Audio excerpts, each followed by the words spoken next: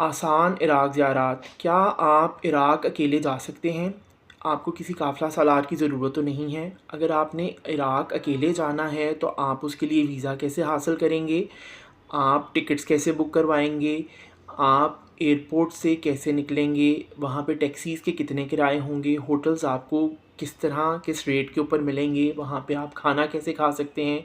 किन-किन मुकामात की आपने ज़ियारत करनी है? हर मुकाम पे, हर शहर में आपको ऑन एन एवरेज कितना टाइम रिक्वायर्ड होता है वो ज़ियारत करने के लिए?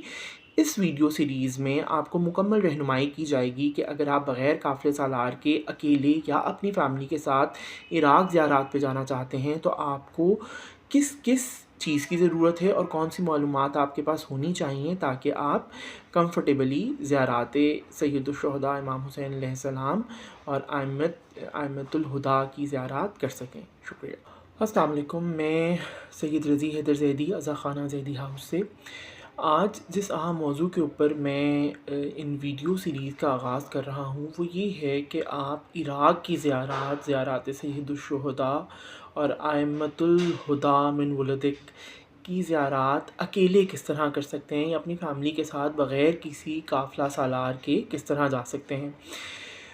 इराक़ की ज़ियारत में जाने के लिए पहले ये ज़रूरी था कि आप कम से कम 5 अफ़राद हों और तब आपको एक ग्रुप वीज़ा मिला करता था। अब ऐसा नहीं है, अब आप बग़ैर ग्रुप वीज़ा के इंडिविजुअल वीज़ाज़ पे ट्रैवल कर सकते हैं। इराक़ की ज़ियारत अकेले करना किन लोगों के लिए ज़रूरी हो सकता है या किन लोगों को फ़ायदा पहुँचा सकता है? पहले तो वो लोग जो कि काफ़िलों के साथ जिनके टाइम स्केड्यूल मैच नहीं करते, कारोबारी हज़रात हैं या जो लोग नौकरियों में इस तरह एंगेज्ड हैं कि उनको छुट्टियाँ किसी स्पेसिफ़िक टाइम में मिल रही हैं, उस वक़्त काफ़िला अवेलेबल है, काफ़िला अवेलेबल नहीं है। तो उस सूरत में इन लोगों के लिए बहुत बेनिफिशियल है कि इनके पास पूरी गाइडेंस हो कि वो किस तरह इराक़ की ज़ियारत कर सकते हैं। दूसरी अहम चीज़ ये कि आप अगर फ़ैमिली में आपके छोटे बच्चे हैं जिनके साथ आप ये चाहते हैं कि आप अपनी विश और अपनी ज़रूरत के मुताबिक हर रोज़े पे या हर ज़ियारतगाह पे टाइम गुज़ारें तो उनके लिए भी बग़ैर काफ़िले के मूव करना बहुत आसान है और बहुत बेहतर है क्योंकि इस तरह आपके ऊपर कोई बाइंडिंग नहीं रहती। फ़ॉर एग्ज़ाम्पल आपके बच्चे कहीं थके हुए हैं, कहीं रो रहे हैं, कहीं आपको वॉशरूम जाना पड़ गया है जिसमें आपका ज़्यादा टाइम लग गया है। तो ऐसी सूरत में अगर आप काफ़िले के साथ हैं तो आप बाउंड टू हैं कि जब सारा काफ़िला आप बाउंड टू हैं कि आपने काफ़िले के साथ मूव करना है। अच्छा, तीसरी सूरत ये है कि आपके पास पैसे कम हैं, जो काफ़िला सालार बहरहाल जो आपको लेके जाएँगे वो अपना हक़ ख़िदमत भी लेंगे।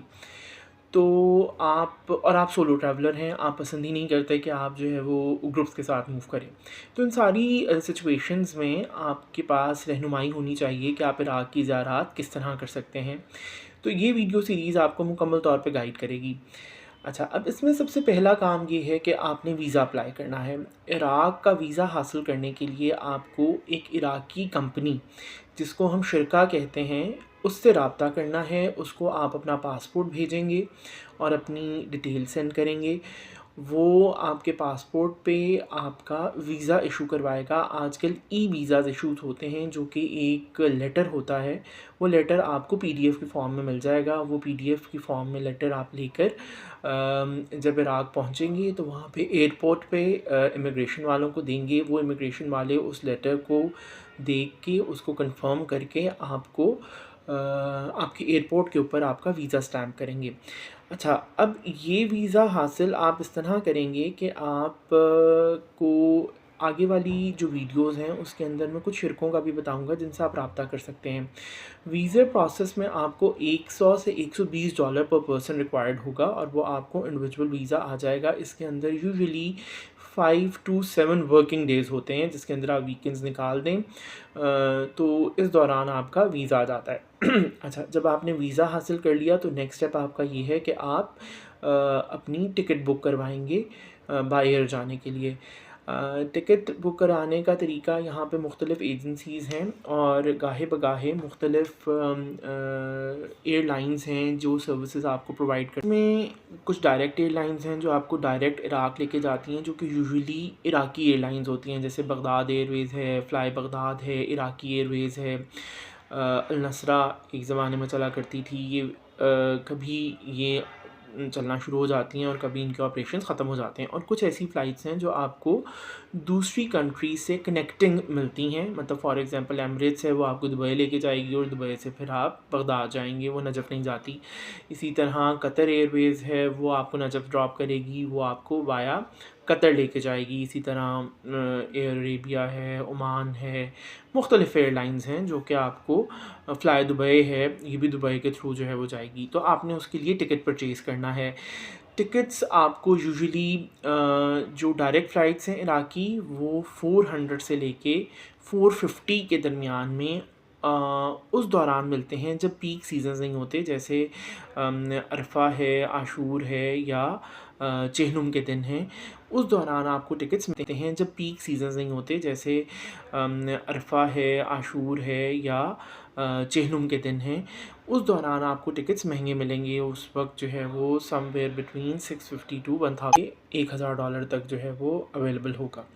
अच्छा, अब आपने टिकट परचेज़ कर लिया और आपने वीज़ा ले लिया।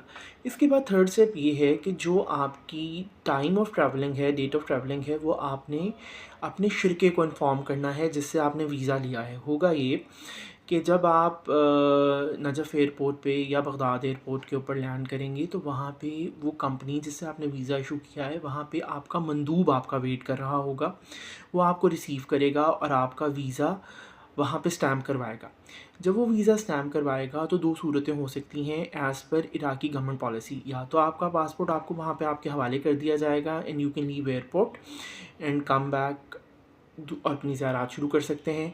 दूसरी सूरत ये हो सकती है कि आपका जो पासपोर्ट है वो एयरपोर्ट के ऊपर ही रख लिया जाए और जब आप वापस आएंगे तो आपका वो पासपोर्ट आपके हवाले किया जाएगा। मंदूब आपका दोबारा एयरपोर्ट आएगा, वो वहाँ से आपका पासपोर्ट लेके आपके हवाले करेगा और इस तरह आप वापस आ सकते हैं।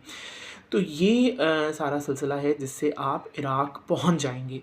अब जब आप नजफ़ में पहुँच गए तो आपने अगला स्टेप शुरू ये करना है कि आपने अपनी ज़ियारत शुरू करनी है। सबसे पहला काम ये होगा कि आपने एयरपोर्ट से निकलना है। जब आपने एयरपोर्ट से निकलना है तो वहाँ पे टैक्सीज़ अवेलेबल होंगी, टैक्सी स्टैंड पे होंगी। वो टैक्सीज़ आपको नजफ़ सिटी में लेके जाएंगी। नजफ़ एयरपोर्ट से नजफ़ सिटी का किराया तकरीबन 25 से 30 हज़ार रुपये इराक़ी दिनार के होते हैं, जो कि पाकिस्तानी तकरीबन 5 से 6 हज़ार रुपये बनते हैं। तो वो आप जो है वो उनको पे करेंगे। जो एयरपोर्ट के अंदर तक आपको टैक्सीज़ लेके आती हैं या एयरपोर्ट के अंदर से बाहर लेके जाती हैं, उनके फेयर्स हमेशा ज़्यादा होते हैं।